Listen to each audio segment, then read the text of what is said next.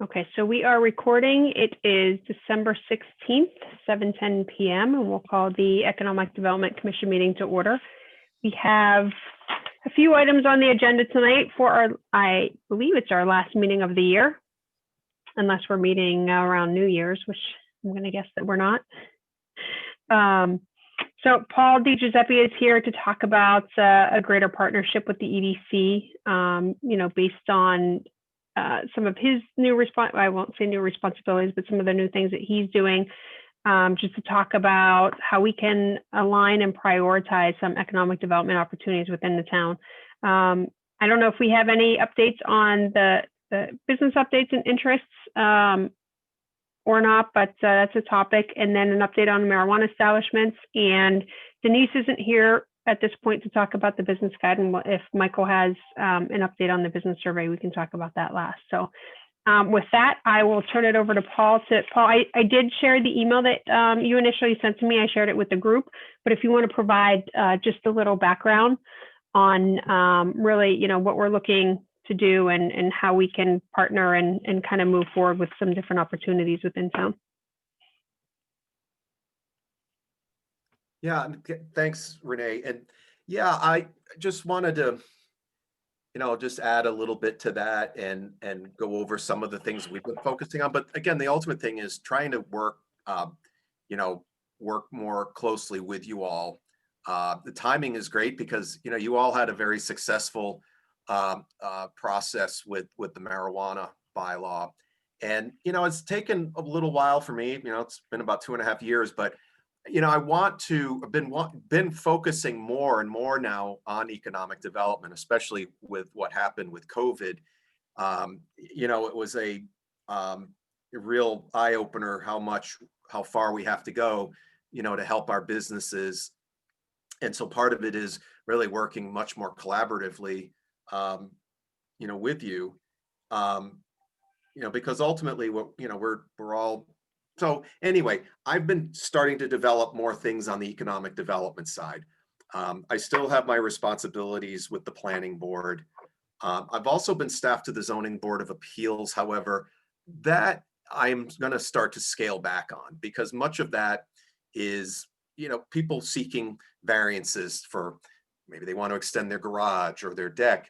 And while that's important on a personal level, that's not a real impactful thing for, a two-person department, whose function is planning and economic development. And so I've been starting to focus more of the time away from them to, looking at some of the, spending a lot more time on, an issue like Reed and Barton. Also working more with having individual meetings with different businesses to find out what their needs are. And be able to communicate important information. I mean, what was really frustrating about COVID was all this information was out there about Paycheck Protection Program and other things, and we just don't have a good database of contact information for businesses. And so we've been trying to build that. We've been making improvements to our economic development website. And we're also contracting with a consultant to really beef up our economic development. And I can show you an example of what they're doing. But ultimately, it is just about partnering more with you all and see, how I can, work with you all and, toward whatever priority you all want to go toward. I should say too, we just applied for a grant. And I did mention you all, it's a grant, it's called the Local Rapid Recovery Grant. And it's, as its name indicates, it's there to help businesses affected by COVID. And what it's there for is to see if it's essentially a consultant grant. We would be getting a consultant that would work with us to identify needs along a specific corridor. Now, I went ahead and just because we had it was a quick turnaround, but asked or identified the West Main Street corridor from 123 at 140 out to home plate, because that's where a great majority of our restaurants and other small businesses are. I mean, you had to pick a corridor or a center, but because our center had so few businesses in it, just made sense to go more. But the good thing is, if we get the grant, we'll have a chance to work with a consultant to help figure out how to improve the needs or improve the business of those areas, within those areas, whether it's through marketing, through providing them research, trying to find funding to do more outdoor seating. So that could be a great opportunity if we get the grant to focus on that area to try to help them out. And I'm talking in circles, so. Oh, you're not at all. We're trying to grow. I'm trying to really figure out a really impactful program to work on to help, as many people as possible. So, Paul, do we know at this point, like, what businesses potentially haven't reopened? Like, do we have businesses in town that haven't reopened at all? We do, but I don't have great data on it. And that's another frustrating thing is we need to establish better communication. And so that way we know, that way we can help out, because we're lacking a lot of data. Mm-hmm. I couldn't tell you how. I know, primarily that the sales have dropped for many businesses and in many sectors. There have been layoffs, but I just don't have a good sense of it. And that we need to build that somehow. And is that something that you guys have already started building a database, or is that something that you could use our support on? Well, it could be something that grows out of that grant. I mean, even though that grant's specific to the corridor, I would assume that a lot of what we come up with, what comes up with from that grant, could be applied elsewhere. So, I mean, that's something we could certainly talk if we, hopefully. Well, they've said we have a very high rate of success, likelihood of getting this grant, which I'll the way things have gone this year with grants, I'll relax once we get a yay on it, but yeah. But there's a lot of things, but we have to, figure out with the resources that we have, how can we be as helpful and as impactful as possible. And I'm sorry, go ahead, Laura. I was just going to ask, so it sounds like you need help. I'm wondering, do you need help with the building a database and building the database more on the technical side, or do you need help with reaching out to ask the pertinent questions to these businesses? That's a great question, Laura. I've been involved a lot more now with other, like with the Massachusetts chapter of American Planning Association. I'm actually now on their economic development committee.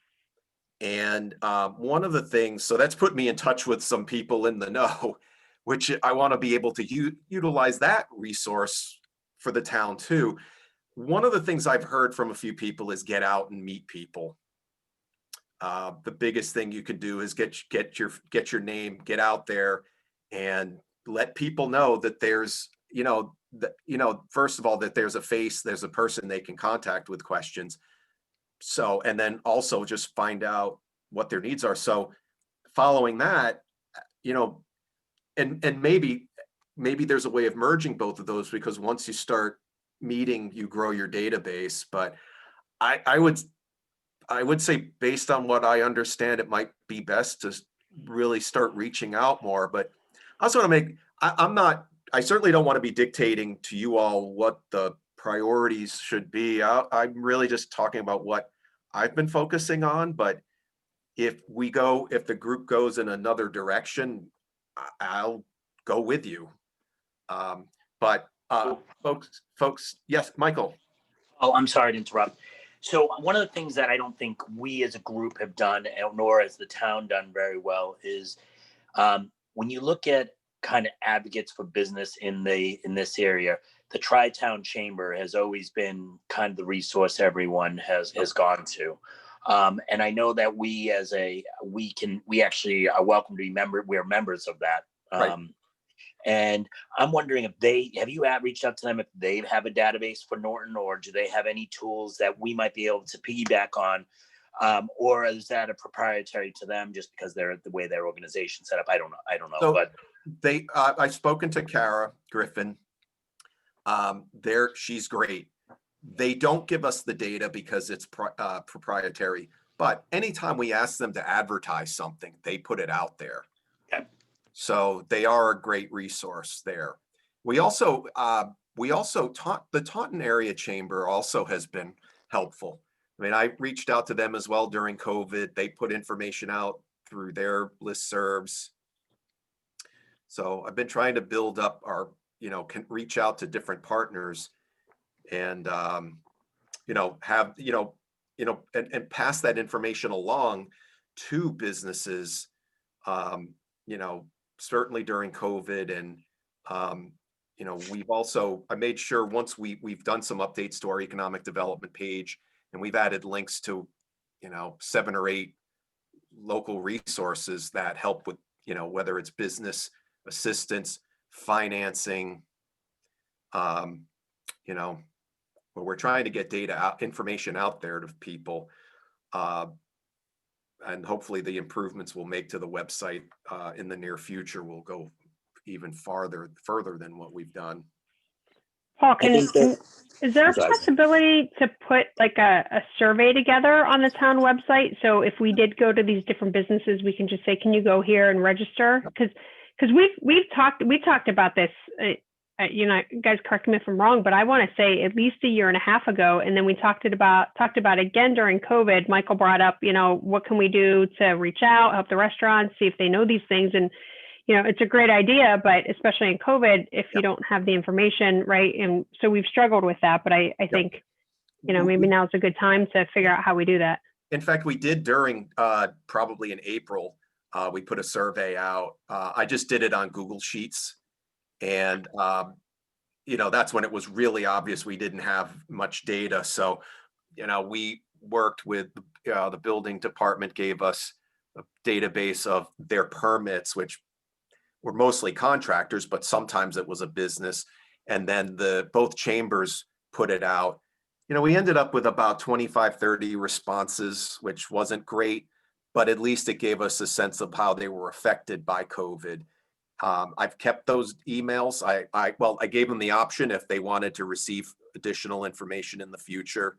A few said no, and but I've been slowly building that up. So anytime there's important information that comes out, like once every couple of weeks, I'll just send an email with that information to this group.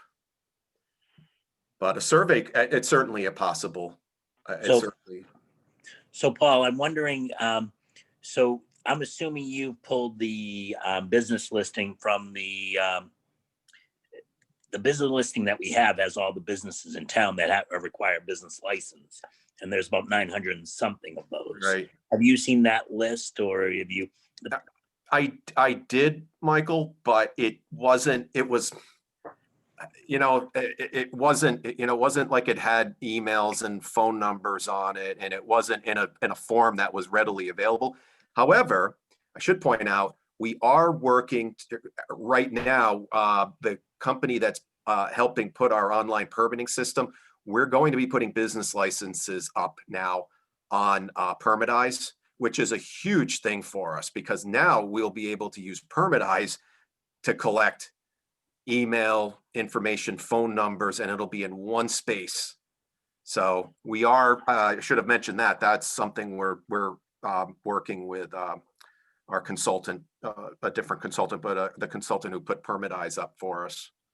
Do you think the listing that we were given in this report, do you think this is because obviously it spits out a business name, it spits out a business address, spits out a status, business issue date, and the business expiration date. Do you think this is just a lack of knowledge within in the town, that we have all that information? We're just, when we spit out the report, it doesn't spit out the information we're looking for, like the phone numbers, the contact. Right. Like, do we have this information and it's just when we're just not having a way to pull it out extrapolate it out? Yeah, I think we do. It just take a while to do it. And, that may be something we will have to do once Permitize is up and running, that we can get somebody to upload that information, if it's possible to do that. But I think, yeah.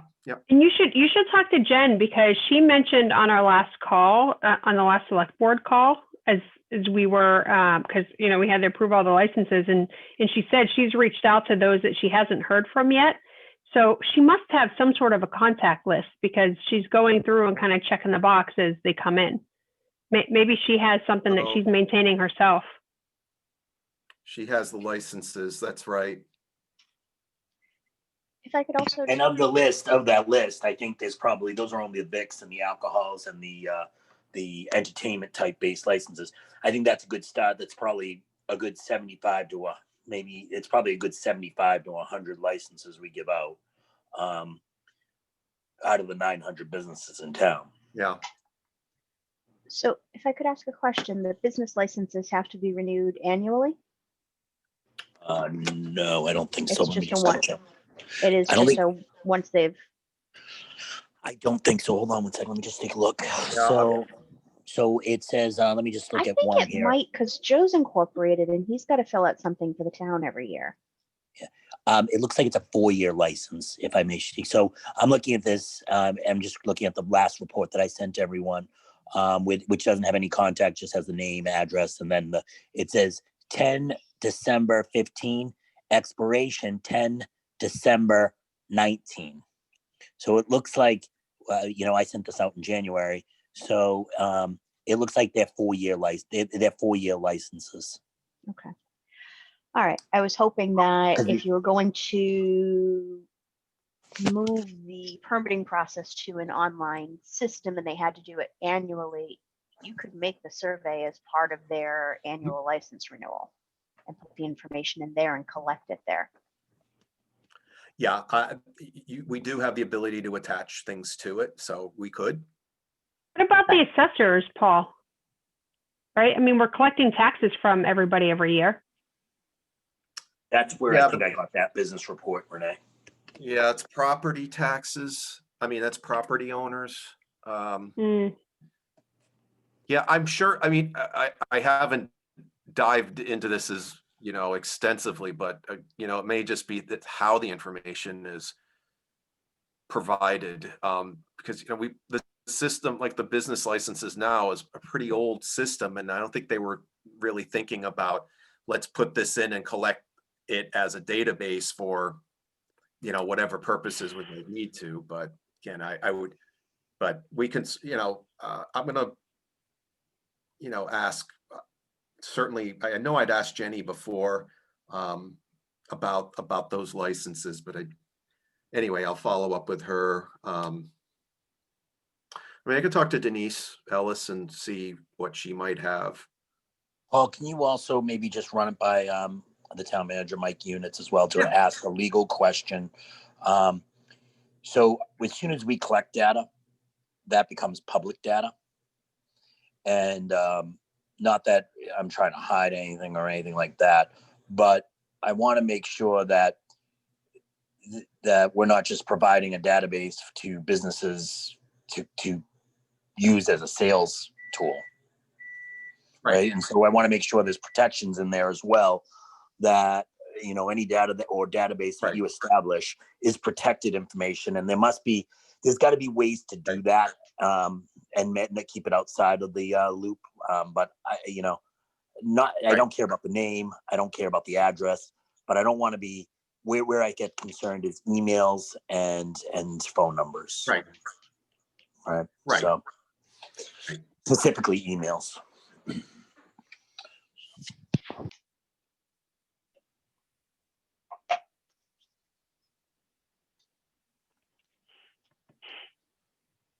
Awesome. Hey, Paul, we also talked, I know you mentioned the improvements to the economic development page. And we talked a little bit about making sure that we're aligned and, information doesn't necessarily go on the little section that talks about the EDC, but it goes on your page, right? Right. So just mentioning that is I think we can, just be more thoughtful about anything that we put up, and we should look to see what's there now too, and just reference back. If you want, I can Right. show you quickly what we added recently or revised it. Sure. It's real simple, and it comes from, I went to a virtual presentation, and they talked about the need for just putting the information up that you have, relevant information. And let me just share this. So sharing data is good. And the good thing is Norton largely has very good, can I, Renee? Oh, it's not letting you? Yeah. No. Give me 1 second. Okay, you should be able to do it now. Sorry. But the idea is to be able to, whatever data you have, put it up there. Again, Norton has a a lot of positive things going for it. So, but we don't want to bombard them with information. But we just put right off the bat, why have your business in Norton? This is basically listing, the reasons you'd want to come here. We're a great community, a lot of great things happening here. Our property taxes are low, our access to 495, so forth. As I was mentioning before too about these partners that help businesses, we've put up a link to these businesses, and what we've done, many of these have district offices. So I'll just click on the Center for Women in Enterprise, and it takes you right to the Eastern Massachusetts branch. And that way it just connects people, the Center for Women in Enterprise, the Small Business Development Center. These all do a great job of assisting businesses in various aspects. You have organizations like SCORE, which are the retired executives. We have the chambers here, a couple of the federal government. Then just moving along, we have a link to our digital zoning map, which we're still trying to update to include the marijuana overlay district and the village center. And then we just added 8 different sources regarding Norton. And again, this is important information that people will want to see. Like, again, where we can, we link it right to Norton. And so this is the quick facts from the U.S. Census, and it's just giving people an overview of who we are, from what our age is, what our races, housing, and there's other sources here too that the Department of Education. Click on that, it takes you to the profile of Norton schools. So we're just trying to get that data out there. And again, as we have a lot of positive things, this should really help us. That's, we've just made these small changes to it, but haven't broadcasted this out yet. I'm waiting to when we do a full update, and then blast it out socially. Did you have anything on there about like current initiatives, like the I'm blanking out on the project, the long-term, oh my God, I feel like today's a Friday. Master plan? Yes, thank you. No, we didn't put that here. We certainly can. You could see, I'm not sharing my screen now, but there are sidebars for others, but we could certainly, certainly add more information to it. Certainly could add. I think that might help businesses, maybe even the village core, but it might help businesses to say, oh, the town's not stagnant, they're moving ahead. The school district is doing the cultural proficiency work right now too, right? To really bring more of that into the education of its students. So, I think that there are probably different initiatives going on that might be worth mentioning. if we get, any of Yeah. the big projects approved too, that'd be great to go up there just to show that, we're moving ahead. We have a plan and want some expansion. We can add those. I'll have to look up. I wasn't aware of the school's cultural proficiency, but if there's a program website for it, that'll be, we can certainly create, something about different initiatives going on in the town. No, Yeah, that's a and great that one idea. just started too. There's only been one meeting. I'm not sure what they have from a perspective of like public resources, but I'm sure that knowing the school district, that something will be out on their website. But different things like that, like what kind of where our focus is might help. I think that's great. I know too, Paul, you and I talked about minority businesses, right? And how do we, well, two things, right? Like, is it a priority for the town? And if it is, how do we recruit more minority businesses into town? Like, what are some things that we can do? Right. So I think that that's certainly a discussion point that we can partner on and determine, where does that go in our list of priorities?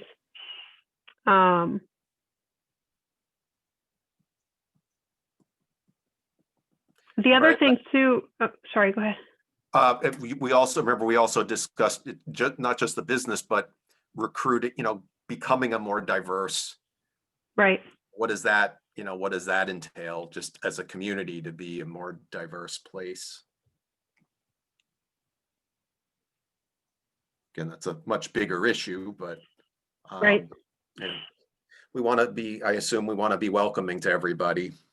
Mm-hmm. Well, and one of the things, and I should have expanded a bit on the cultural proficiency too, like one of the things, what I call, just for lack of a better term, a track, is on policies and recruitment. And again, the same thing, like how do we just diversify our school system, right? From perspective of our hiring practices to what we offer through a curriculum.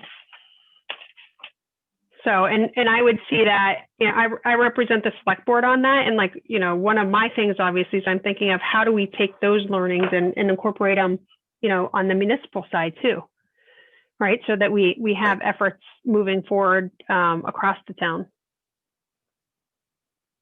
So it probably makes sense. I don't know. We haven't really talked about like priorities in a long time for the EDC. It's been a while because we were so focused on the marijuana initiative. But that might be worth putting in for January, just a kind of a brainstorming session of, what do we want to see or what do we want to do from a higher level, and then break it down a little bit. The other thing, Paul, that I had in my notes, can you talk a little bit about and if you can't right now and just don't have information, that's fine. But you had mentioned the interest in the Tweed property as well as the Mass DOT. Oh yeah, they're still, both of those are early on, and the Tweed I probably can't talk about. I mean, there's still early on, but there is an interest in redeveloping or going into that site. That if the Tweed building is on Barrows, it was an old mill that's been closed down now almost 2 years. It was an old mill. It's actually, the property itself zoned residential, but there's a nonprofit that is looking to locate a pretty big operation there. So we're trying to partner with them, help them along. But I apologize. I should have asked them if so I'm sometimes hesitant with projects. If it's really early, they don't really want things to come out at this point. And not trying to be secretive. I always just want to be respectful to that. But I could certainly talk to them. I will talk to them and see. That's fine. And we understand that. And I guess our question is, what can we do to support that? And I'm sure there are other questions from the folks too. One of the things I've learned just talking to people in the business community is making them feel welcomed. I mean, I was kind of surprised, but that was one of the things someone had said was, it's nice when you meet with town staff and they make you feel like you're welcomed. And so that's the first thing. I mean, even just reaching out to them and asking what we can do to help. You know, that's true of this organization, and I think any of them. So yeah, I'll ask them, and if they're able, if they give me the okay, I'll email you who it is. I think there's a lot of positive things with it. Paul, I love that you But I think just need to. Paul, I understand you have to check, but I love that you think it's a secret. This is a small town, Paul. Well, you know, I just don't want to. I don't know where they're at, and I've dealt enough with developers when they're not I'm ready. teasing with I you. don't want to. I'm teasing with you. You know, you got to build trust with them, and I didn't ask them, but I will. No, it's great to see The that. other, It's great to see that a nonprofit really is showing a lot of interest in that building, especially out of nowhere. So it's right. it's a real good opportunity. Yeah. The other thing, as Renee pointed out, is there's been discussion recently, again from MassDOT, about their land where the salt shed is, right up at 495 and 123. So that land is zoned residential 80. We've had conversations about at this point, looking at rezoning it, and then they would sell conceivably to a private entity. It could be rezoned to commercial, which is right nearby, or industrial, which is right across the street. It's a big site. They would want to keep the salt shed there, or on the property, but relocate it potentially. But there's also some environmentally restricted land there. And it's also designated through the state through their Chapter 97, which does allow you the ability to, relocate, or let's say you have 10 acres of wetland there. We would have an opportunity to potentially develop, or I gotta get this correct, but what they're looking at here is relocating some land, and so for the town, which this land is located along 495, that this conservation restriction would shift somewhere else on site, conceivably toward the Canoe River, which is on the western end of it. So there are challenges we'll have to work with on the site to try to make it happen. Oh, that land that you're talking about, those 10 acres, is it a conservation restriction, or is it a restriction? I thought the town's land was recreationally, it was donated, and that it had to be recreational use. Am I confusing the subjects? There's a couple of them on the site. The 10 acres that I was referring to is actually owned by DOT. Mass. No, actually Mass Game and Fish. Oh, okay. Yeah. So anyway, we'll have to work through those things. We certainly, as it goes forward, we'll certainly let you know, and it's possible we will be asked to rezone the property. Again, it's still up in the air, but. Paul, is that the same situation with the Tweeve building? The nonprofit that's would they be looking for rezoning as well? They might. What I will need to find out once we get more definitive once they give us a more definitive plan for their uses, we'll need to see if those uses are exempt. We'll need to work with town council to see if the uses are exempt from zoning law. There's a provision in state law, and it's called, if you Google the Dover Amendment, it says things like education, religious, and religious uses are exempt from zoning. So for example, you can't require a special permit. So it might be a use that could be allowed without having to rezone it, but we need to make sure.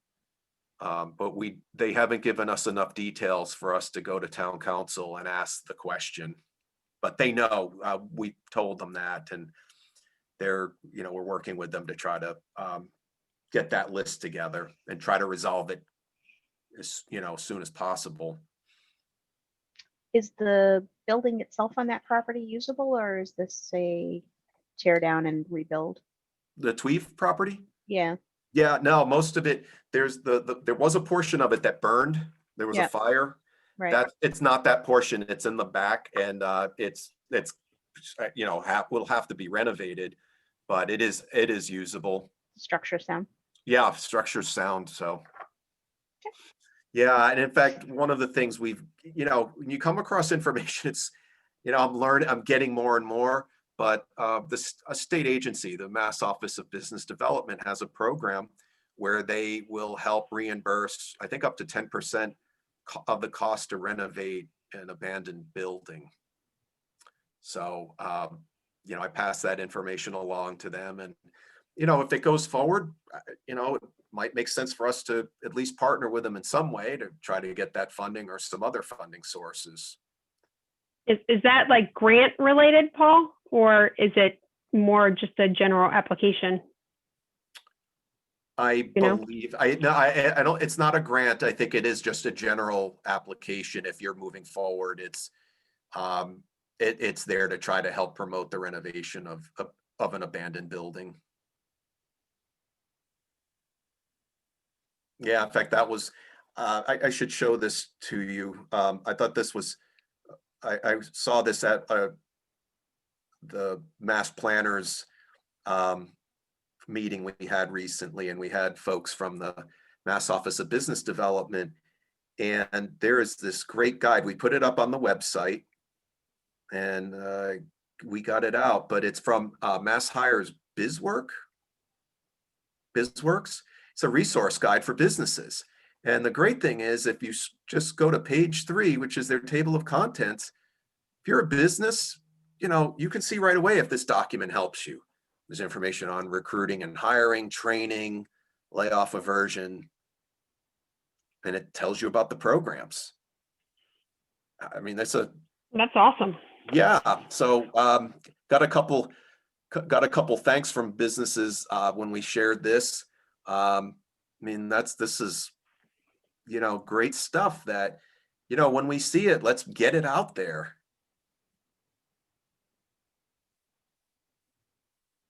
Hey, Paul, would you mind sending me that link just so I can include it? Yeah. In the meeting minutes. I'm going to send.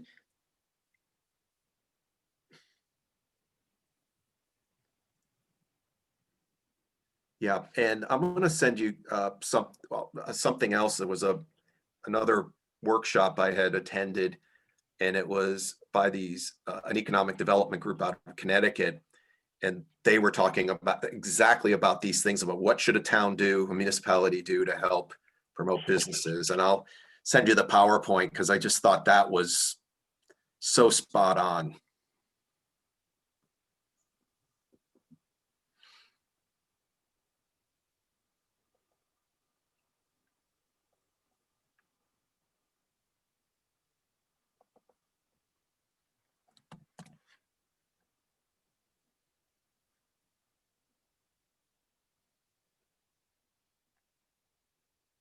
Is that something you're going to show now, or just shoot off to us? I'll email you all later, but Okay. Renee, I'm sending you the link now.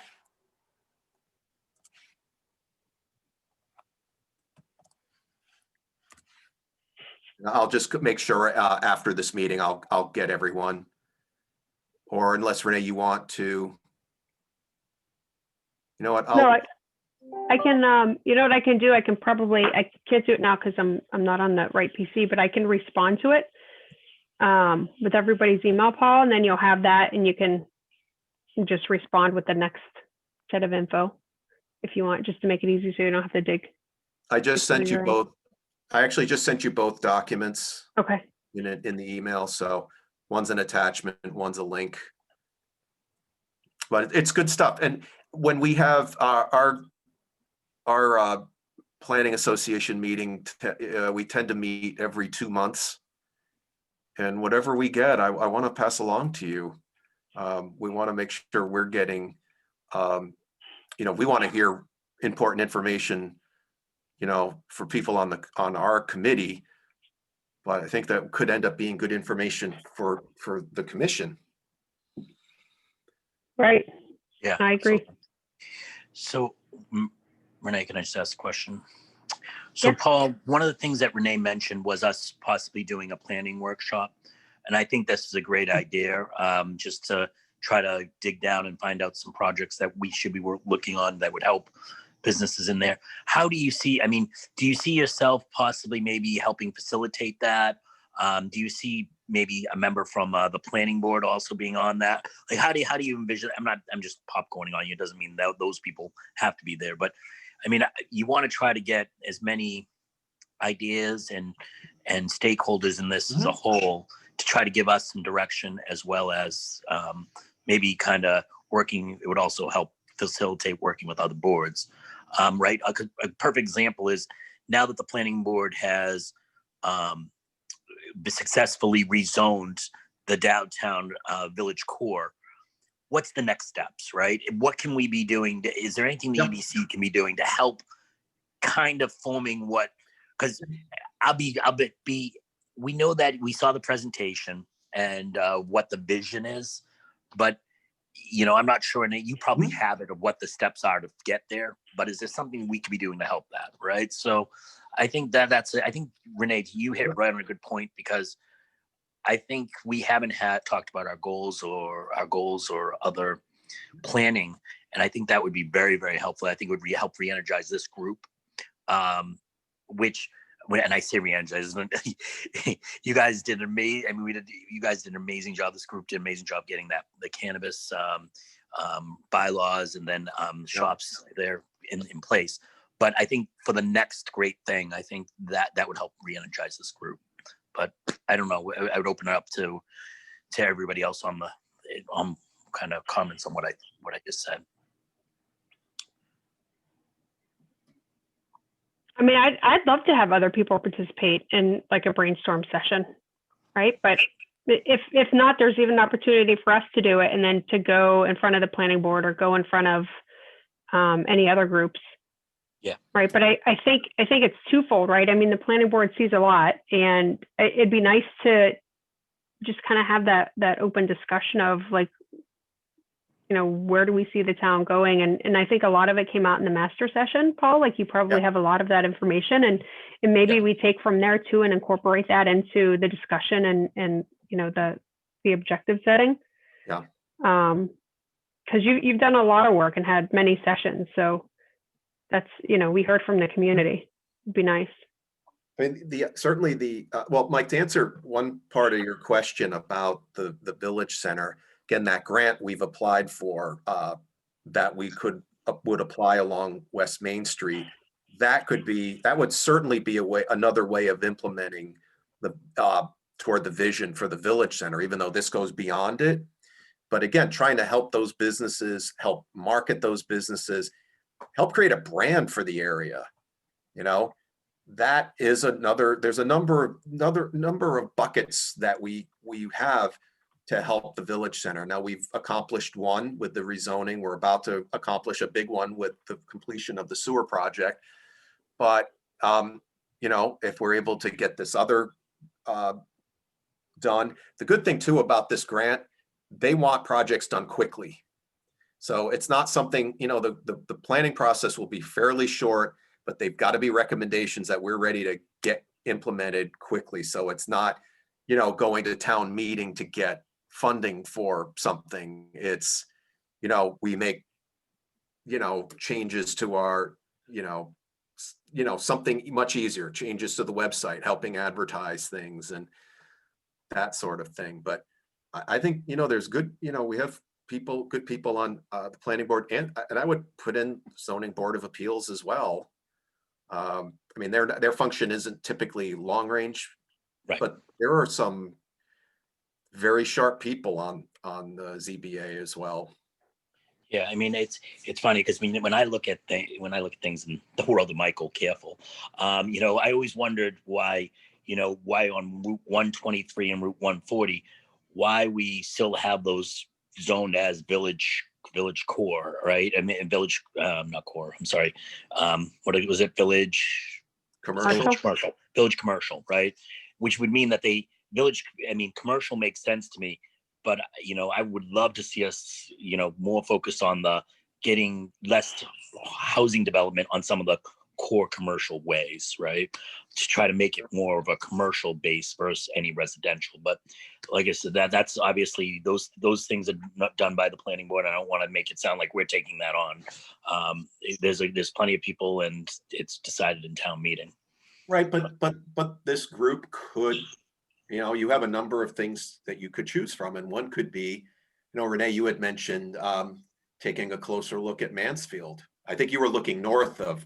I think you were looking around, right, Roach Brothers north, right? But you could look at, do we do rezoning of that area, or I've wanted to look at south of there, between the reservoir and 140, I'm sorry, and the 123, looking at the land uses there. Yeah. But, they just don't have the resources to do it. But again, if that's something that the commission wants to look at, are there other districts, corridors in town that we might want to take a look at in terms of, whether it should be rezoned, or should we then start talking about adding sewer to areas, making recommendations. There's a whole host of things that when you look at a corridor that you can do. Well, that's a good point, Paul, about the water and sewer, right? Because they have a separate kind of 20-year plan, and it's probably just advantageous for us to understand that. Like, what are they looking at over the next 10 years, and where can we leverage any of that infrastructure?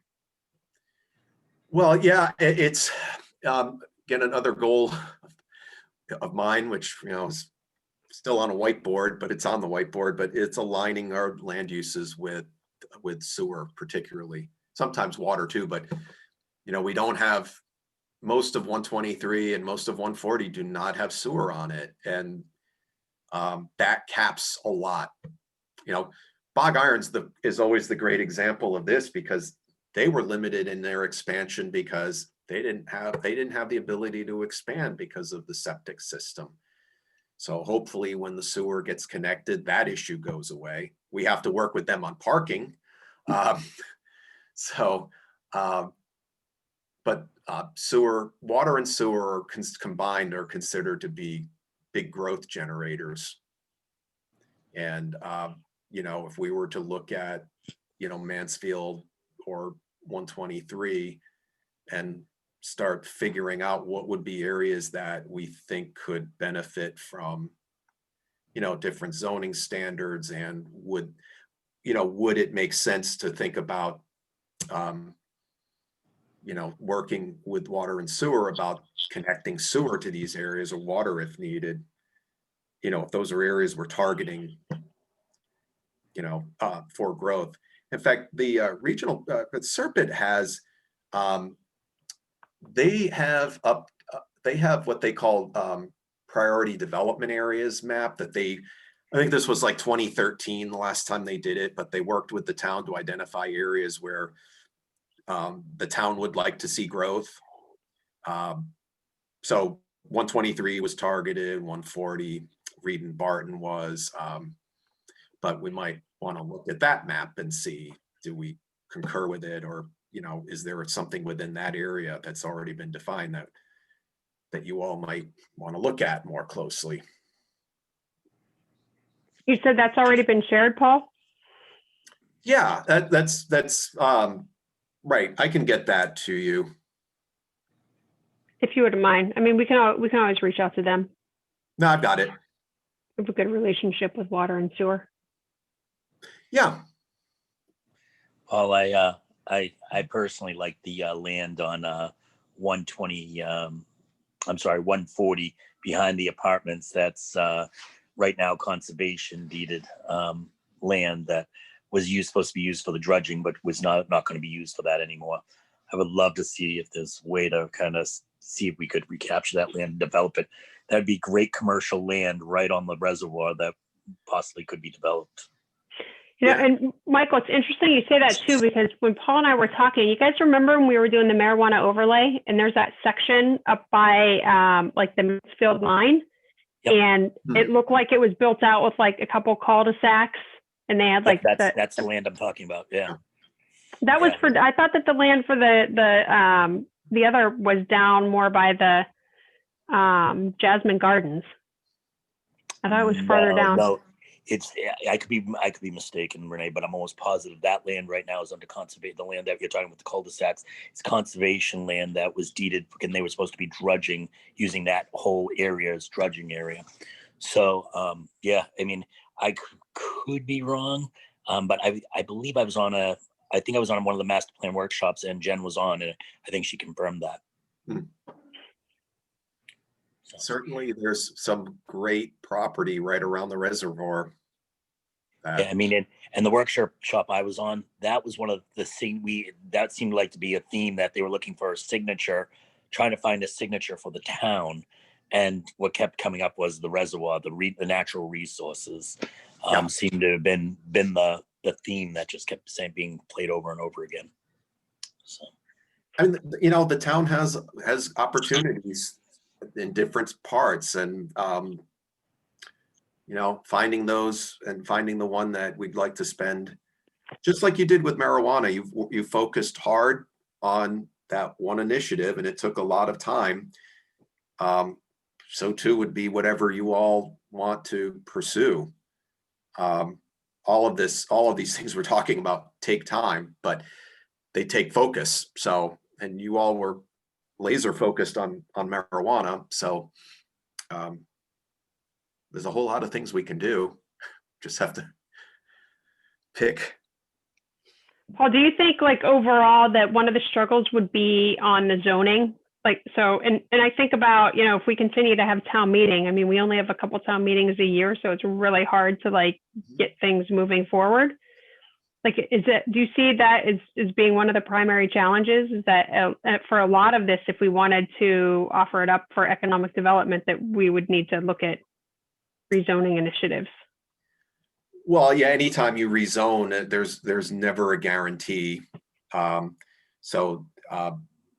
You recall, like when Blue Star was first started, it really launched once the town approved the rezoning, and then it went forward from there. But no, this is a conversation we've had, you know, a number of times that, you know, we certainly can't guarantee that a successful vote at town meeting.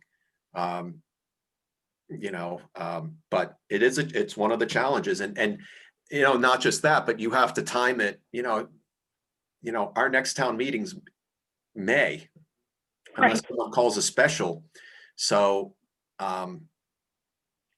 you know, there's that lag time that, you know, if someone wanted to move forward, and then all the things you have to do, and you know, to get to town meeting, there's a lot of steps. So, you know, we'll work. In fact, you know, I've got to start working on a time frame to get items.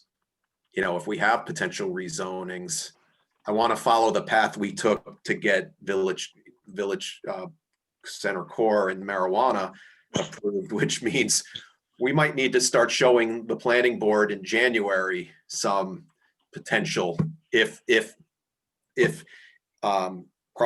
property owners, say at Tweave or MassDOT, are interested in rezoning, but they're going to have to start doing it soon. Right. We don't want to.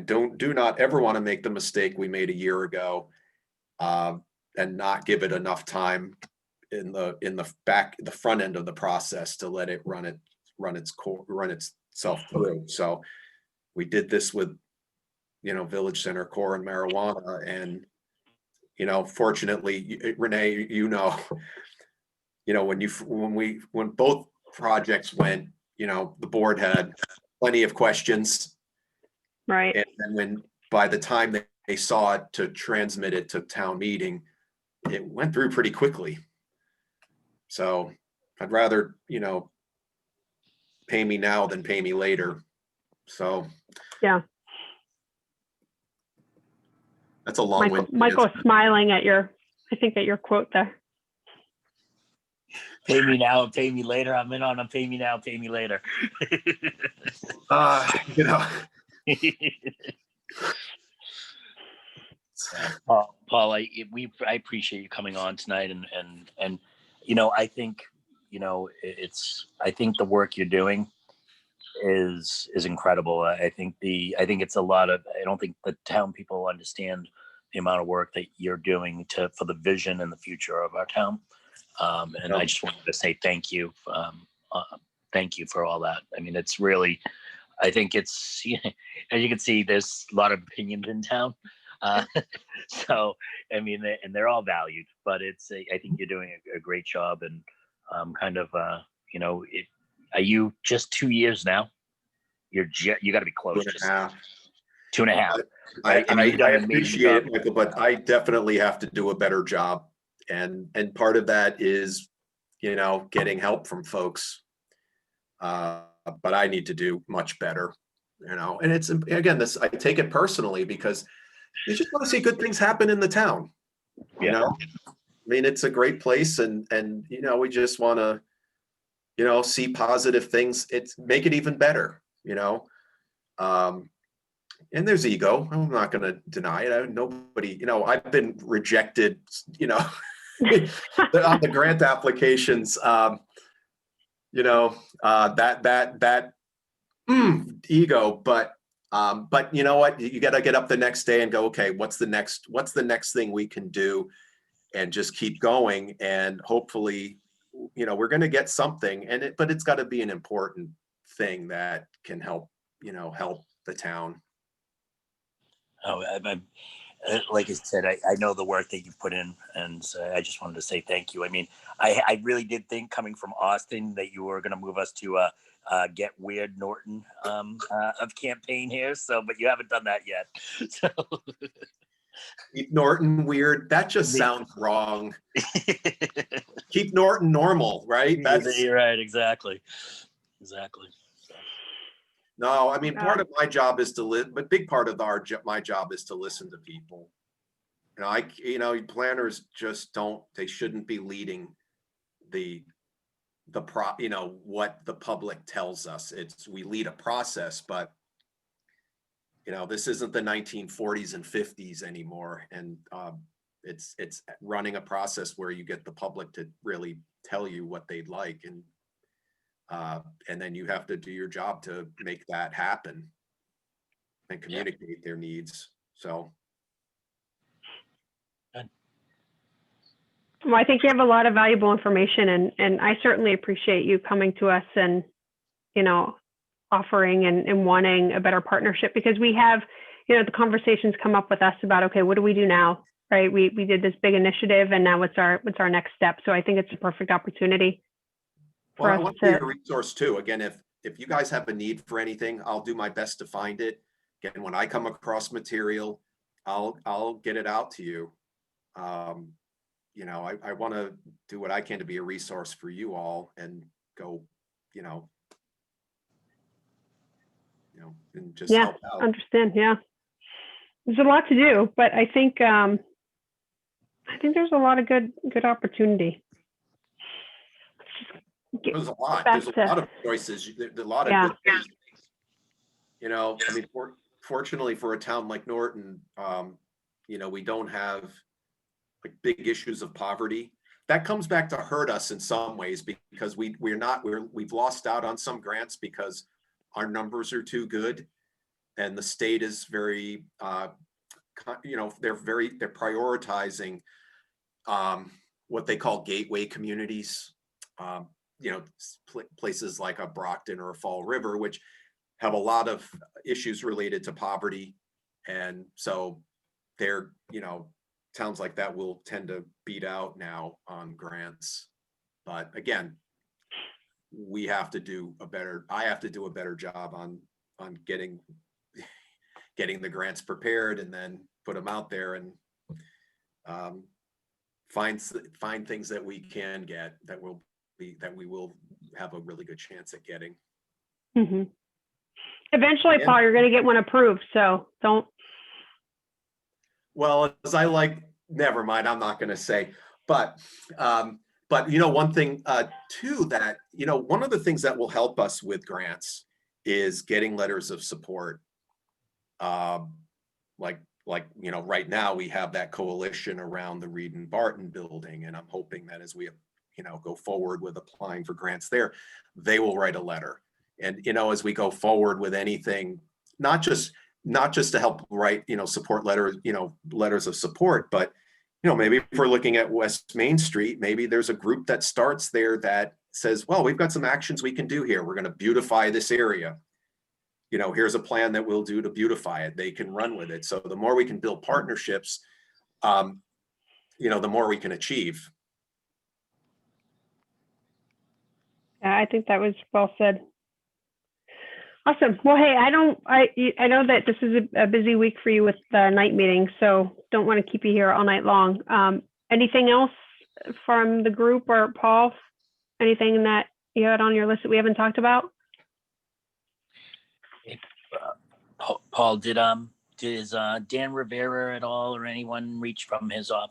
Dan Rivera, the new economic, did he send an email or reach out at all to the planning board, the planning directors at all yet?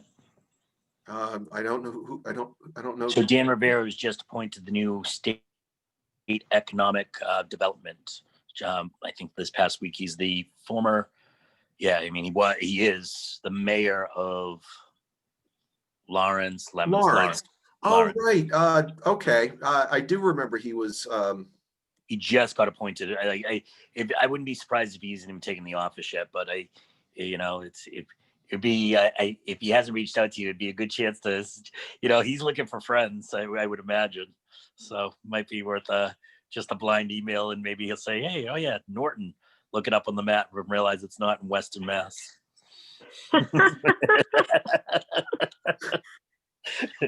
It does not hurt to do that. Right. Do you know him? I did meet him. I met him once. I can't say we've had a beer or anything, but I did get a chance to meet him at a state convention. So okay, I will try to find him. I think I may have access to his email. If I do, I will get it over to you. Okay, and we'll send something out to him. All right. Awesome. Anything else, guys? No, I just want to echo what everyone else is saying. I think it's great, Paul, that you I appreciate coming to the meeting, and I think having that someone in your position as a connection for us has been going to be really helpful to help guide us. So I know you go to a lot of meetings at night. You're probably most of your nights are stuck in town meetings. So I appreciate you taking the time to come to ours tonight. No, I just I appreciate the fact that you all are volunteering and spending this much time. So I also want to say I'm very happy to see that my colleague Sharon, right? I guess she's up tomorrow night. She is awesome. I have nothing but great things to say about her. She is I collaborate with her a lot. Brainstorm. Yeah, you picked a great one there. We tried to get her a while ago when we actually had meetings in person. We were sitting in that kitchenette, and she walked by and just stopped in to say hi, and we tried to recruit her then. Yeah, so she's something. Yeah, she's great. But, I'm a little confused. We're not getting paid for this? Did you say volunteer work? What? We're not getting paid for this?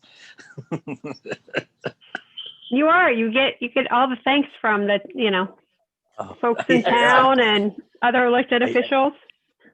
Funny, I keep going to my mailbox looking for a thank you, Renee, and I just it's just not there. You don't want to see the compliments on Facebook? Right. Not yet. Not yet. Absolutely. Paul, if there's, if you've got a small project, if you're looking for, somebody to do some grunt work or a small project and you just don't have the time or the resources, just contact us and see if one of us has some time to volunteer. I'm more than happy to reach out and, just start dialing and asking people questions. I'm chatty. So you're not just a group of two, Paul. You're a group of two with an EDC. Right. Yep. So just let us know where we can help. Well, I want, but we're just going to be a team. But yeah, if some things come up, and I'll certainly let you guys know. And so I've got a little homework. Well, Renee, I'll send you that priority development area, and then I'll reach out to that nonprofit and see if they're okay.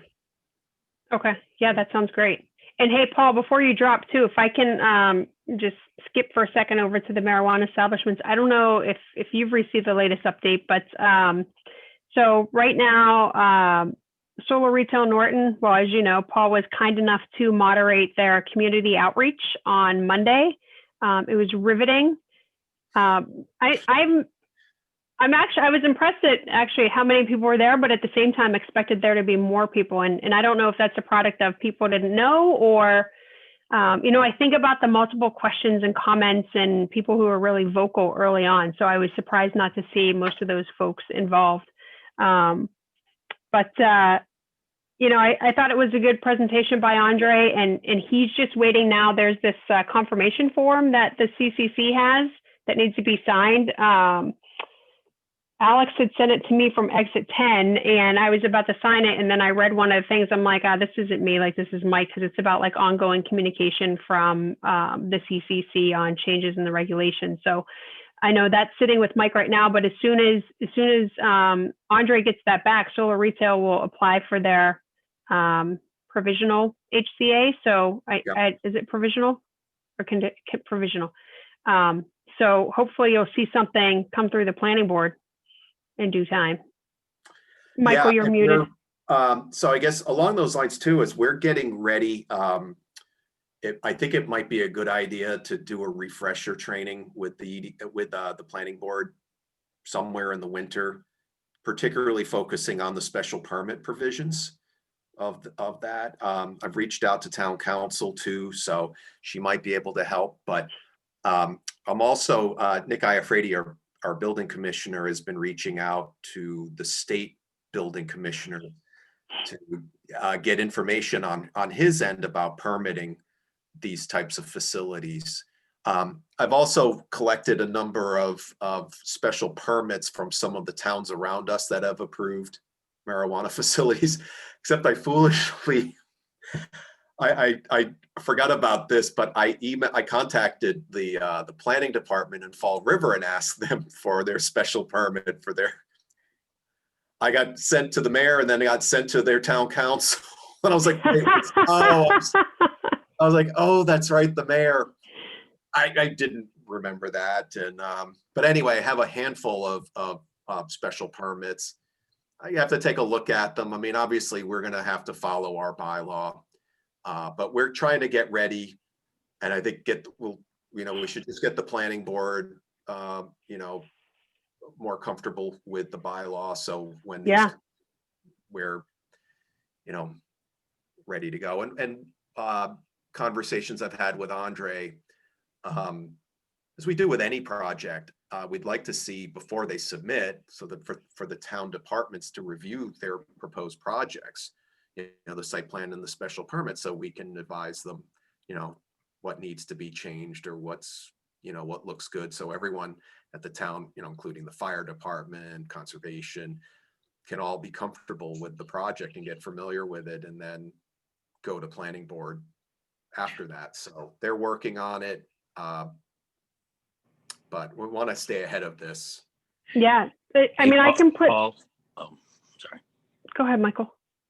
Paul, if I maybe reach out, Paul, Plainville, it looks like they're about to open a brand new one on Route 1. It's a beautiful facility.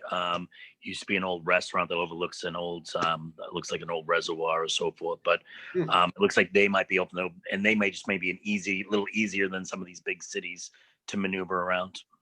So. Yeah, I've received some from some of the smaller towns like Bridgewater, Lakeville, but they're smaller towns. They're roughly our size, but I'll look at Plainville. Okay.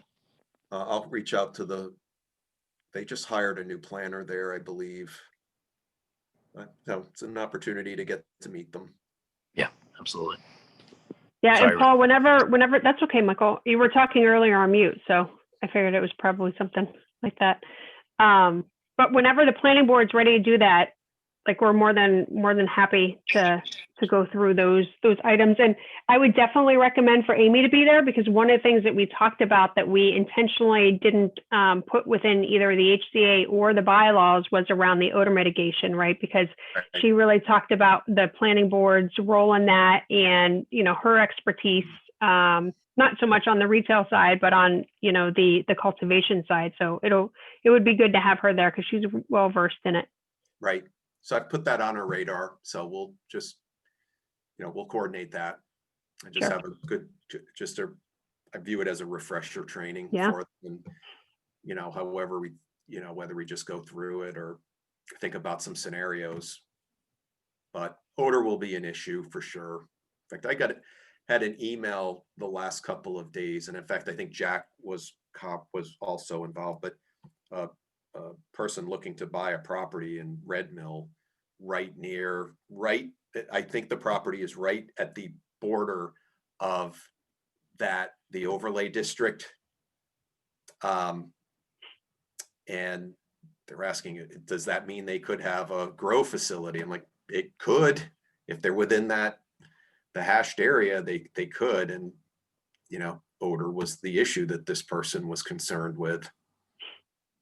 But it's have to go through a pretty extensive process to get it approved and then built. But yeah, fortunately, or no, fortunately or unfortunately, but there were only a handful of people on the call Monday night. Right. So I think we had less than that. Does anyone remember what we had for the info session? I think we had less people. Versus the public hearing for. The community outreach that they did this past Monday? No, we had more people at the. Oh, we did? I think so. Most of the people that were on the call on Monday, people from the, town represented. I mean, like us. Half of us, yeah. Yeah, it was probably closer to 2/3. Yeah. I counted maybe 3 or 4. Yeah, 2 were from people who had an interest in. Yeah. From the public.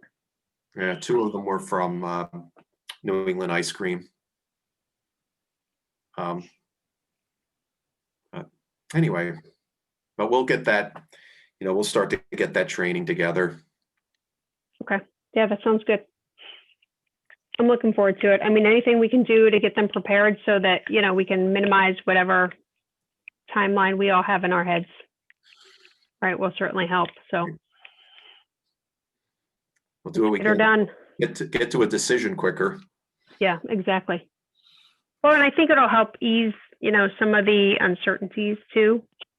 Right. Anything that we can do for people to be more comfortable with something and be prepared to ask the questions that they may not know to ask initially, right? That's always a challenge too. So right.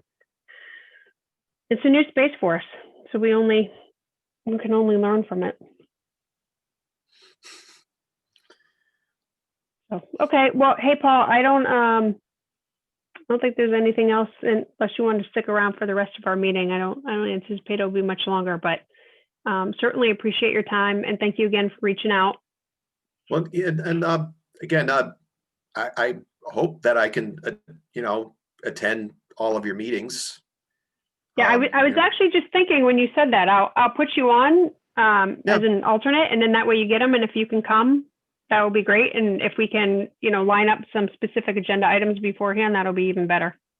Yeah, well, I'd really love to, to work with you all, and hope, want to certainly prioritize it, and go this route with you. Sold. So nice to be on a board that has staff support. Can't leave now. Well, you did a great job with the charter commission with what you had. But yeah, no, I think I think it's more appropriate for, for my position now to be working, with the EDC. I'll No, have we to see appreciate that. how Tom takes it, but actually the ZB, my predecessor often did not go to the meetings. They just had the recording secretary, and then the chair, runs it. He writes the decision. So, Right. case. So, anyway, well, you guys have a great evening, and hopefully it's not too bad out there in the morning. Yeah, enjoy the snowstorm. And if we don't talk to you, happy holidays. Yeah, you too. I'll be on the call tomorrow night for the select great. for Reed and Barton. So hopefully you won't see me. I'll just be listening. So, but yeah, everybody, happy holidays and be safe. Thanks, you too. Thanks, Paul. Good night. Thanks, Paul. Good night. Appreciate it. I was about to just hit leave, and sorry. You're going to leave? I thought the meeting was over. Well, we're about to be. I guess it's up to you. You had the Peloton warehouse. Any reach out or info on them? No, there was not. I reached out. I just haven't. I had not heard back from Renee. And to be honest with you, I reached out when we first spoke, and just being honest with you, just went by me. Sure. No worries. Weeks. Do you think it's worth us trying to reach out, or? Yeah, no, I think I'm. What I'll do is I'll prioritize that again and do another reach out tomorrow, and hopefully get through. Okay. If you need anyone else to help, Michael. Yeah, no, don't hesitate. I know there's a lot going on. Yeah, if I don't get a response to this, I'll pass it off tomorrow. Okay. All right. I'll give you guys. I'll give you an email update. Let me try reaching out again tomorrow, and if I don't hear anything within the next day or so, I'll just give an email update and then let everybody run with it if they want to. Okay. Perfect. Okay. Anyone else have any business updates or items to discuss on that front? Okay. Would you guys think of the MassDOT stuff? I thought it was pretty interesting. I know, Michael, I think you mentioned that way back in the beginning of the EDC about them selling that property. Yeah. And it's they originally, the expense on it was what they wanted to sell it for was pretty big. I'm glad that they're coming back to the table on it. I think that's a substantial amount of land that can be developed. I don't know how that one intersection could handle another development, but that's what the planning board's job is, right? And I think there's some, I know that Mr. Rich, who owns the property that abuts that property, reached out and asked some questions about it as well. And I know Representative Barrows was working with DOT, but I think the key is, what do they decide to do with that salt shed? If they decide to relocate it, that's going to be a huge advantage to redeveloping that land. Yeah. I mean, I think the interesting thing too is something that we'll have to talk about. Maybe I'll put that on for the planning session is it's going to have to be rezoned, right? And really, what's the town feedback? Like, do we look for another industrial area? Do we look for more of a commercial, like to have, what do we want? Because I got to tell you personally, I don't know that I want to see another big 5 warehouses sitting there and it just becomes that. They've done a great job on those warehouses. I know I'm not like, whoa, yeah, awesome warehouses. But when you look at those properties, they've done a great job. I mean, don't get me wrong, 10 years from now, we're going to look at them like, oh, but from what I've seen and the way they've done landscaped them and the way they've architecturally, they've made them look better than just a regular box building. I know people look at this, they're not finished yet, but I see what they're doing on the outsides and they look pretty good. But Renee, you bring up a great question. What would be great is if there was ways for us to identify some properties in town and try to champion those to see if we could somehow bring them back to life. Specifically, like we talk about that reservoir property, right? Is there a way to get the conservation deed off of that property so we could possibly develop it? I had this great image of, imagine some restaurants along the reservoir. I mean, that overlook the reservoir. Imagine that. It would be, you know, because there's a lot of property there that could be developed commercially, and it is residential. It is outside the conservation restrictions. It would be commercial property, commercially. So Hey, I mean, did we talk about here? I might be confusing my meetings about the amount of town property that we have that like we should be looking at to see about getting rid of it and generating some revenue.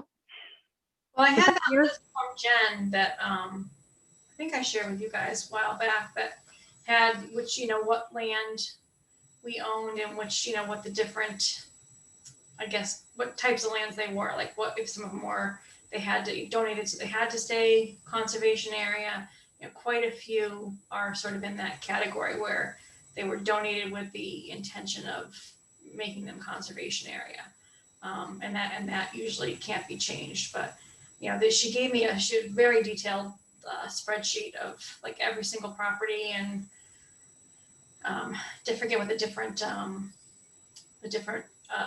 you know, descriptions were next to each property, but she had it all detailed out. So I think that would be a good place to start if you're looking at properties. yeah, I mean, Sandy, I think I agree with you, right? I mean, I'm wondering, and I'm speaking to a point of not a knowledgeable point at this, but I'm wondering if there are ways that if there are lands that are not have a conservation restriction on them, that we might be able to trade land amounts, right? Yeah. I think it depends on how, like, if it was donated by a person, right, as a, and that was in, you know, as the part of the whole reason for their donation was to keep that land as conservation land. I think that probably be really a lot harder to So, come back on. Like if, you know, as part of my will, I deeded some land or whatever, or, you know, something like that. If it was a person that deeded it, I think it would be harder to change it all around and switch the land out. no, absolutely. Now, I have a quick question to ask you, and I'm curious if anyone has the answer to this, is when someone donates land to I'm assuming that has to be accepted at town meeting, correct? It's accepted by the board. I thought it was the select board that accepted it. Yeah. Okay. So we've done a couple since I've been in the seat. Because it's gone to conservation land where they donated, or did it go to conservation land, Renee? I remember the one that we did was specifically conservation, but I wonder too, does conservation mean that we can't do anything with it, or can we? And I know we're economic development, right? But think about bringing people to the town and supporting businesses. Can we do anything with it? Like, can we create open space? Can we create playgrounds? Like, you know, I took the kids up to Rentham the other day. Well, it wasn't the other day, but several weeks ago they just built like this awesome playground for kids. You know, and you go there, well, what do? You drive past restaurants, you drive, you know, past things like that. So are there opportunities for us to do something with it, keep it conservation, but actually make it usable? And I don't know if you guys know that answer, but you know, that might be something that we want to consider too.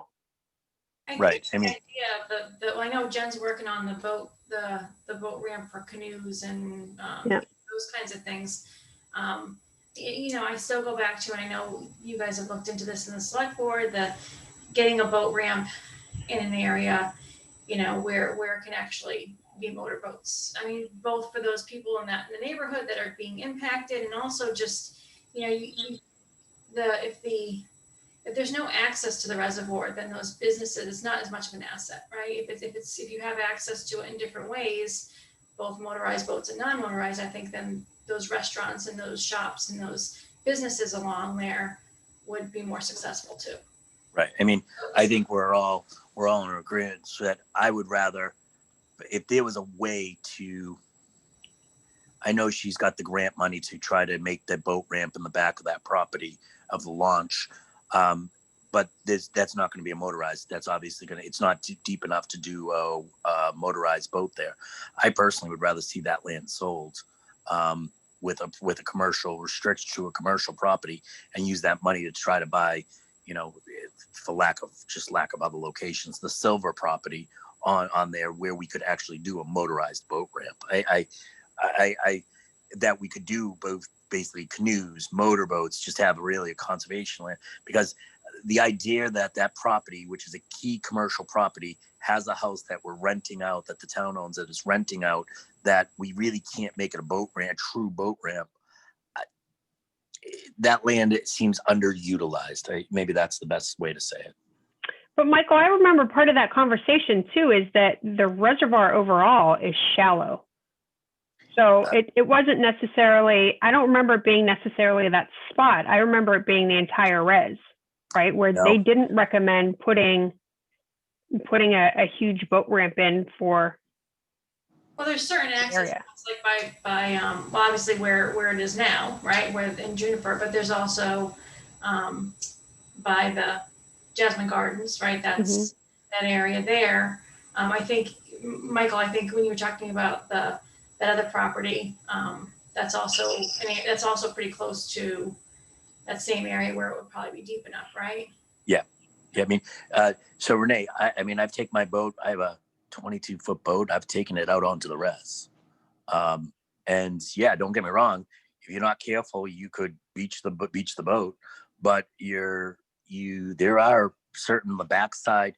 If you actually, it's funny, on the backside of the second island there, the second island, you're really deep. It's funny that towards the towards the almost called the Twitter Center. Oh my goodness, the Xfinity Center side. It's it's pretty deep over on that side. I mean, you can.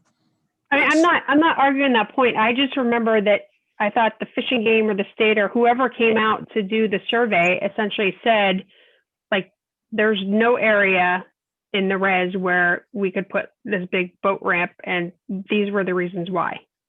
I heard, it's so funny that you say that, Renee. I heard it was the location. Weren't you in that meeting? Yeah. And it was that location is not deep enough. That's my recollection as well from the meeting. What'd you say? That's my recollection as well. The depth of the water does not allow for the correct grade of the ramp. In that location. Yes. That land that we purchased that nobody thought to like figure that out beforehand. Yeah, I remember that too. Right. So I'm sorry. I thought you were saying the whole reservoir, Renee. No. No. I thought that they said. I thought they said overall that when they looked around the res that there wasn't any area that we could put the type of boat ramp that we were initially intending to put. But Renee, I could be wrong. That's what I remember. How is that possible if we currently have a boat ramp, right? I mean, could you put a huge boat ramp in? No, but you got to be able to put something in because you already have people going in boats, right? So yeah. I think just with that access point where they have now, it doesn't have to be a huge ramp. It can be the same idea of what there is now, but it just has to be access to 140 as opposed to someone's neighborhood, you know? Yeah, yeah. Juniper. Did they look at that too? Did they evaluate Juniper? Because that was kind of like a man-made, we're just going to go and take over the beach and put boats in. Yeah, and it's so funny. If you wanted to fix Juniper, you could probably fix it, and instead of going around the corner, if you remove the rocks that are right, I don't know. I brought that up multiple times, and then we got emails about not removing them because people will come flying down the road. Yeah, I'm willing to bring it up again. Listen, I don't think the neighbors want that. We're in a situation where I don't think the neighbors even want that there, even though they bought it. It was there before they bought their houses. Yeah, I mean, I think ultimately they'd be much happier if it was a straightaway. But who knows? And trust me, it'd be a lot easier for the boats. It would definitely be easier for boats, but I heard that the neighbors don't want it because people used to go down there and do donuts. They'd fly down the road and do donuts.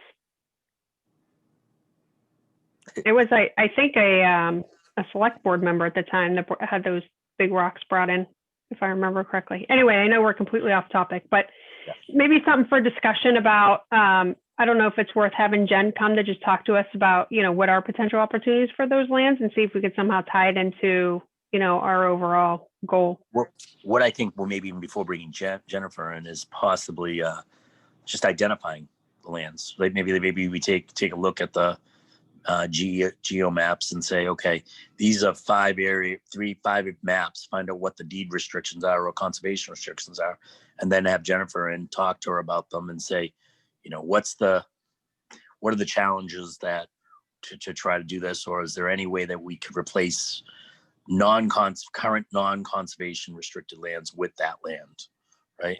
And to your point, Sandy, it may be deeded that you can't do it, but you don't know until you ask the question. Yeah, let me find that spreadsheet. Do you guys remember me sending that to you? I remember it. Yeah. Okay. Let me find. I can find that and dig it up, and again, because I got to ask some follow-up questions to her too, to try to understand what the different, I think she had different keys and things like that for different types of land. So I can. Andy, I have it. Do you want me to send it around? What's that? I have it. Do you want me to send it around? No, I wanted to find out like the email conversation we had going back and forth. Oh, okay. About that. I can tell you this right now, as a select board member, I'm going to be very hard pressed to take another piece of conservation land. I mean, it's going to have to make complete sense to take another piece There of hasn't, like, honestly, the two that I remember, super small, right? Yeah. Super small, almost like no. I think the last one was like $500 a year for taxes. Like, for example, when they built our neighborhood, we have 2 parcels that were donated to the town for conservation, but they're tiny little strips that basically just separate us from the next street over. That's it. Those had to be because you're a cluster development though too, right? So that's the other type of donation. Like your area is a cluster development. That's why the lots are allowed to be smaller than the zoning regulations. I feel like I'm trying to think of what the other ones. Well, that's how the. Laura, did she just call you a cluster development? That's what I heard. It's a term. You're a cluster development. You're a cluster development. That land on 123, that next to Leonard Street, that's the same idea there, right? So all of those lands, anytime they have those developments that are clustered. What's the zoning for a residential? 2 acres, I think. One. Really? 2 acres. Yeah, it's a pretty big.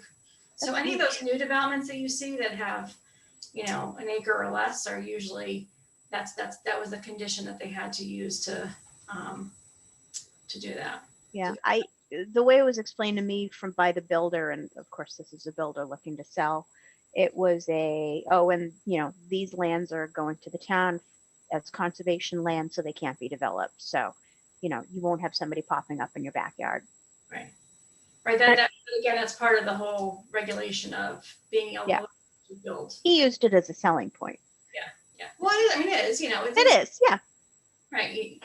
You maybe have. But we actually do. We've got a little bit further off. We are not that far from specifically conservation land because we've got a actual stream that runs through there. There's a culvert and then a stream. That's a flood zone in the new FEMA map. No, seriously, we are one of the highest elevations in this town. I had to drill over 400 feet to hit water. Seriously, driest spot in town. Yeah. Our builder was the same way. He goes, we drilled and drilled and drilled and they weren't hitting it. It's good though. Then you should never have water. My old house. Yeah, except you want to put a well in. My old house, the dog dug a hole and we hit water. Yeah. Well, that's what we had people saying, just drill a shallow well. You should be able to dig anywhere and hit water. And we're like, yeah, we went 400 feet and had to frack. Yeah, Scott put in a point well. I forget how few feet it was, and just banged a pipe into the ground and got a well. Yeah. It's amazing the difference in the same town. Yeah. Okay, so Sandy, you'll follow up on the information you have, and then we'll plan. I haven't been writing down any agenda items for next time, but we'll plan on having this I'll just call it conservation land. Did she send you conservation land or town-owned land? It was all the town-owned land, and okay. The designation of what that land was. Okay, and then so we can talk about that and maybe get something together that we can present to her, and if we need to, and save her time then on just kind of coming in blind. That's a good idea, Michael. Thank you. Yeah. And thanks, Sandy, for having all of that and following up. This year is finally complete. I came up with one good idea. That's right. I can't wait for this pandemic to be over in 2021 and vaccines are here and this next year is going to be back to normal, right? That's right, Peter, Peter. that's wishful thinking. Keep being positive, but don't hang your hat on all that. We have so some time. I just see the four of us, and I didn't know Peter was part of in the meeting, and then all of a sudden Peter's voice showed up.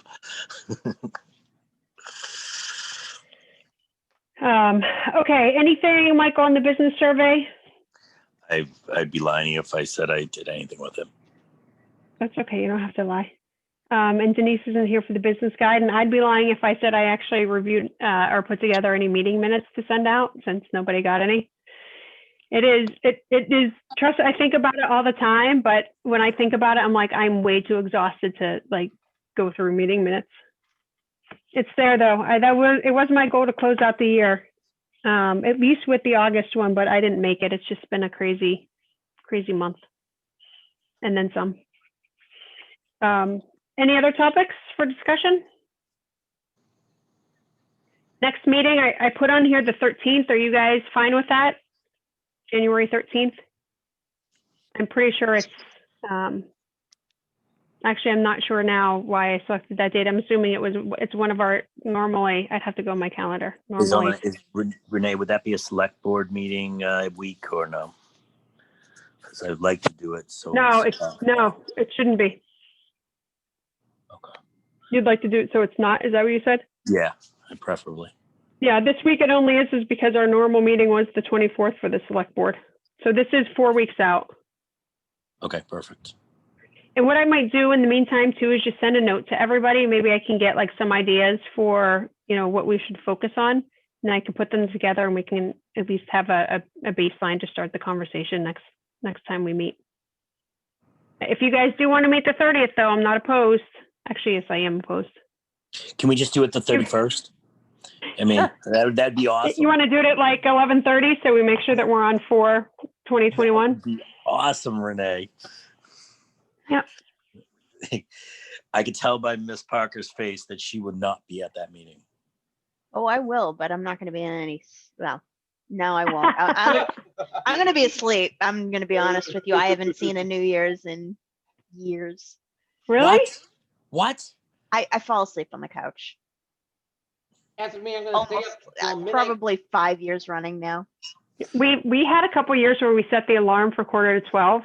Like the first year we actually woke up and then we went to sleep like an hour later. And I think like 2 years we were just like, forget it. Like, well, do it in the morning. I have good intentions every year. I just never make it. I am proud to say I have never slept through a New Year. I'm not sure why that's something to be proud of, but just never have. Hey, it's an accomplishment, right? I'm too anxious. Well, we're definitely not going to meet then. I mean, Michael, if you want to meet, I'll set up a Zoom session for you. You can have a conversation. I think I'm good. I think I'll just have my glass of champagne and celebrate. Perfect. Yep, that's right. And I can't wait for 2021 to be a good year and you're going to be free of COVID in 2021. It is going to be a good year. That's right. And it's going to be a good year and everything's going to be back to normal next year. And we're going to reflect on 2020 and why this pandemic will stop the world. Until then, Peter, make sure we're all wearing our masks, right? That's right. Wear a mask. No large parties. Be safe. We're all in this, Kevin. We'll be back to normal with vaccines available. We'll be back to normal next year. So I'd like to make a motion to close the meeting. Seconded. Wait, hold on. I'm going to hold us for discussion just to say, guys, thank you so much for the work that you guys did this year and the time. I know we spent hours and hours and hours, but it's been fun. I feel like, me personally, I learned a lot and I think that we did something good. So I really appreciate the dedication. And for those of you who get a paycheck for doing this, it's worth it. But I hope you guys all have a safe and very happy Christmas, Hanukkah, New Year. And Michael, if I'm up, I will definitely text you because I know that you'll be awake too. I will be awake. Yes. Mike and Renee, I'll see you tomorrow for the select board meeting at 7 o'clock. Okay. 7 o'clock, Peter. That sounds great. So I have a motion and a second. Let me just write this down and we'll go to a vote. Michael, here on my screen first. Aye. Laura, Yes. Sandy, Yes. and I too vote yes. So again, thank you guys for a great 2020, and here's to 2021. Yes. Meeting's adjourned at 8:50.